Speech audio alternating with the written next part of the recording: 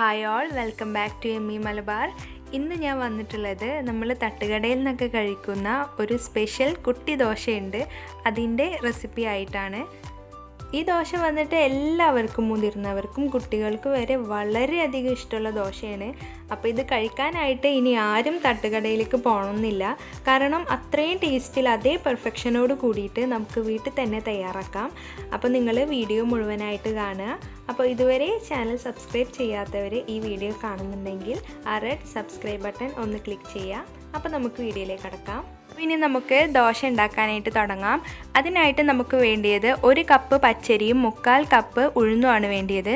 അപ്പോൾ 3/4 കപ്പ് ഉഴുന്നെടുത്താൽ മതി. ചിലവർ ഒരേ മെഷർമെൻറ്റിൽ തന്നെ എടുക്കും, അതായത് പച്ചരിയും ഉഴുന്നും ഒരേ അളവിൽ എടുക്കാറുണ്ട്.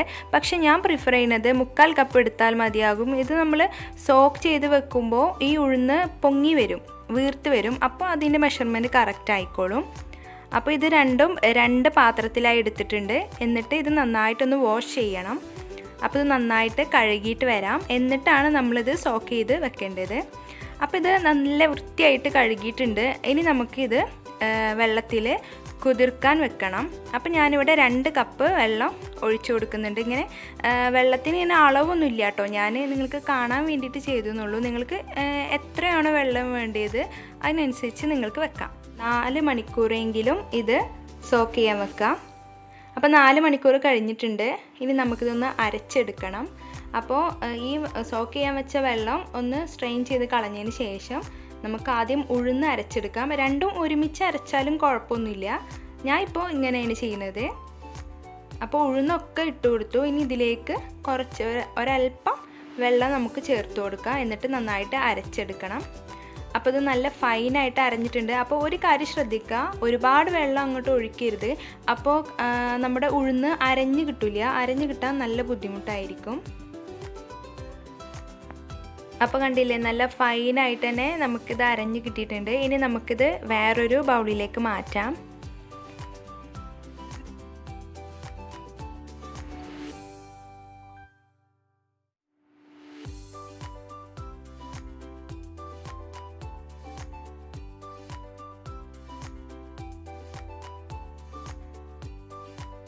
അപ്പോൾ ഉഴുന്നരച്ചത് നമ്മൾ മാറ്റി വേറെ പാത്രത്തിലേക്ക് ഒഴിച്ചു കൊടുത്തിട്ടുണ്ട്. ഇനി ആ മിക്സിയുടെ ജാറിൽ തന്നെ നമുക്ക് ഈ പച്ചരി കൂടി അരച്ചെടുക്കണം.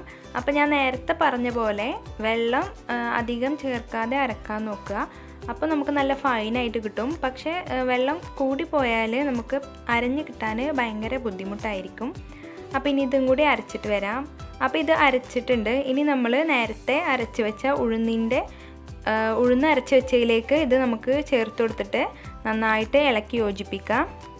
ഇനി നമുക്കിതിലേക്ക് ചേർക്കാനുള്ളത് ചോറാണ്.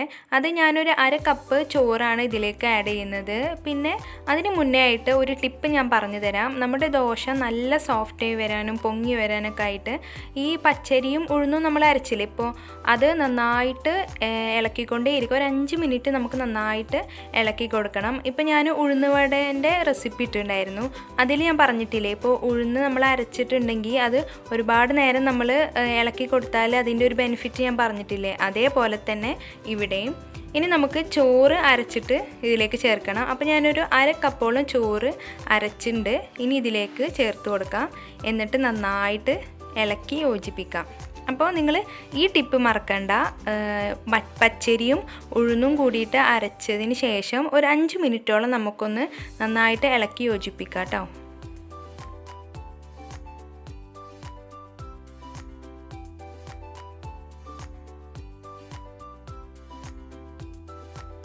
അപ്പോൾ നമ്മുടെ ദോശമാവ് ഇവിടെ റെഡി ആയിട്ടുണ്ട്. ഇനി ഒരു 8 മണിക്കൂർ നമ്മളിത് റെസ്റ്റ് ചെയ്യാൻ വെക്കാം. അപ്പോൾ 8 മണിക്കൂർ കഴിഞ്ഞിട്ടുണ്ട്. അപ്പോൾ നമുക്ക് ദോശ ഉണ്ടാക്കാനായിട്ട് തുടങ്ങാം. അപ്പോൾ നിങ്ങൾ ഒരു കാര്യം ശ്രദ്ധിക്കുക, ഇത് 2 പാത്രങ്ങളിലായിട്ട് വെക്കുക. ഇതിൻ്റെത് നന്നായിട്ട് പൊങ്ങി കുറച്ച് പോയിട്ടുണ്ട്. അപ്പോൾ 2 പാത്രങ്ങളിലായി വെക്കുകയാണെങ്കിൽ ആ ഒരു ബുദ്ധിമുട്ട് ഒഴിവായി കിട്ടും. ഇനി നമുക്ക് ആവശ്യത്തിന് ഉപ്പ് കൂടി ആഡ് ചെയ്തിട്ട് നമുക്ക് ദോശ ഉണ്ടാക്കാനായിട്ട് തുടങ്ങാം. നമ്മുടെ തട്ടുകടയിലെ കുട്ടി ദോശ ആയതുകൊണ്ട് ഇരുമ്പിൻ്റെ തവ തന്നെ എടുത്തുള്ളത്. അപ്പോൾ ആ ഒരു തട്ടുകടയിലത്തെ ടേസ്റ്റ് കിട്ടിക്കോട്ടെ എന്ന് കരുതിയിട്ട് നോൺ സ്റ്റിക്കിൻ്റെ പാനൊന്നും എടുത്തില്ല. അപ്പോൾ നിങ്ങളുടെ കയ്യിൽ ഇതില്ലെങ്കിൽ നിങ്ങൾക്ക് നോൺ സ്റ്റിക്കിൻ്റെ പാൻ എടുക്കാം കേട്ടോ, ഒരു വ്യത്യാസമില്ല, ടേസ്റ്റ് വ്യത്യാസമൊന്നുമില്ല. അപ്പോൾ എണ്ണ ഞാൻ സ്പ്രെഡ് ചെയ്ത് കൊടുത്തിട്ടുണ്ട്. ഇനി നമുക്ക് ദോശമാവ് ഒഴിക്കാം.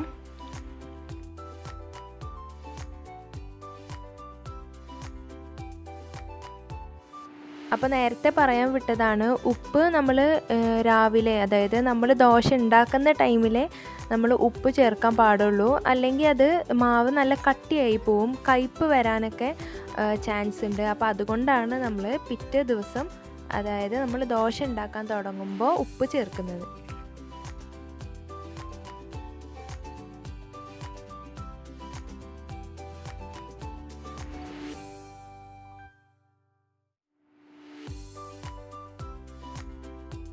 അപ്പോൾ നമ്മുടെ ദോശ നിറയെ ഹോൾസ് വന്നിട്ടുണ്ട്, തട്ടുകടയിലെ പോലെ തന്നെ.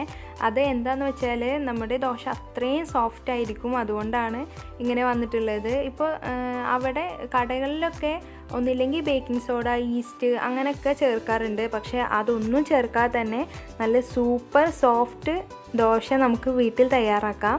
അപ്പോൾ നിങ്ങൾ എന്തായാലും ഒന്ന് ട്രൈ ചെയ്ത് നോക്കണം. ഇനി നമുക്ക് ഇതുപോലെ ബാക്കിയുള്ള ദോശമാവ് കൂടിയിട്ട് ഒഴിച്ചു കൊടുക്കാം.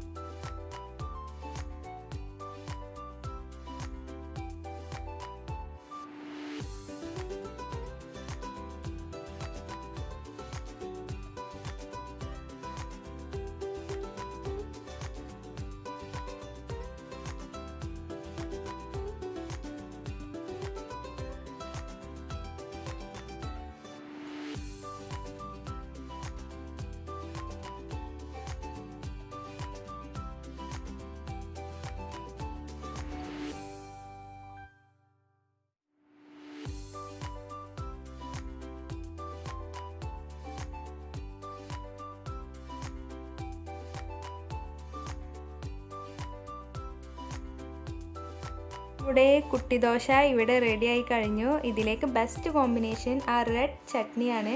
ആ തേങ്ങാ ചട്നി ഇല്ലേ തട്ടുകടയിൽ നിന്ന് കിട്ടുന്ന, അത് സൂപ്പർ കോമ്പിനേഷനാണ് ഇതിലേക്ക്. അപ്പോൾ ഈ ദോശ വന്നിട്ട് നല്ല സോഫ്റ്റ് ആയിട്ടുണ്ട്, നിങ്ങൾക്ക് കണ്ടാലറിയാം. അപ്പോൾ നിങ്ങളെല്ലാവരും ഇങ്ങനെയൊന്ന് ദോശ ഉണ്ടാക്കി നോക്കണം, എന്നിട്ട് ഫീഡ്ബാക്ക് എന്നെ അറിയിക്കുക. എന്തെങ്കിലും ഡൗട്ടൊക്കെ ഉണ്ടെങ്കിൽ കമൻറ്റ് ചെയ്യുക, ഞാൻ തീർച്ചയായിട്ടും റിപ്ലൈ തരുന്നതാണ്. അപ്പോൾ ഇതുവരെ എൻ്റെ ചാനൽ സബ്സ്ക്രൈബ് ചെയ്യാത്തവരുണ്ടെങ്കിൽ സബ്സ്ക്രൈബ് ചെയ്ത് എന്നെ സപ്പോർട്ട് ചെയ്യുക. പിന്നെ ലൈക്ക് ചെയ്യുക, ഷെയർ ചെയ്യുക, പ്രീവിയസ് വീഡിയോസൊക്കെ കാണുക. താങ്ക്